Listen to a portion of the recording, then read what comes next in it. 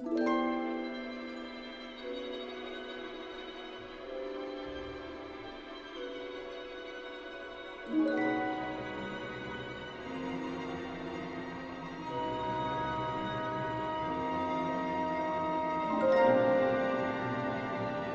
going back to your early childhood for a minute, what's your most vivid memory of that time?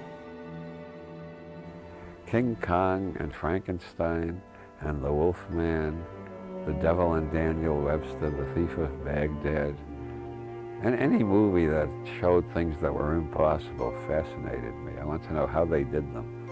And also, despite my aversion to abstractions, I have no aversion whatsoever to fantasy. I regard fantasy as a special kind of language. What kind of language? Poetic language. I think Frankenstein and the Wolfman are among the most poetic movies ever made.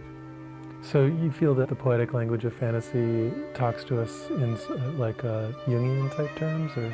Jung is one good source to try to understand. I don't think Jung explains fully. I don't think anybody understands fully the power of poetry and fantasy.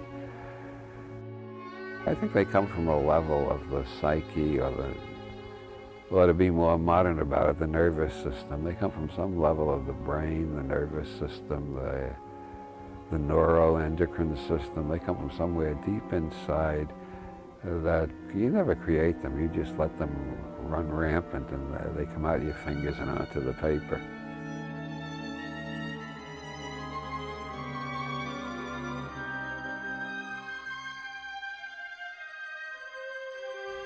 So when you were a child, you felt just the raw power of the imagery and were excited by it. Yeah, I didn't know the word allegory. I didn't know the word parable. I didn't know the word unconscious. I'd never heard of Carl Jung.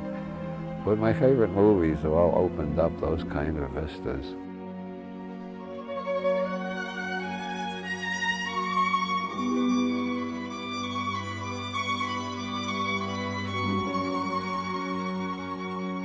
Early on, did you have anything that we would call like spiritual experiences?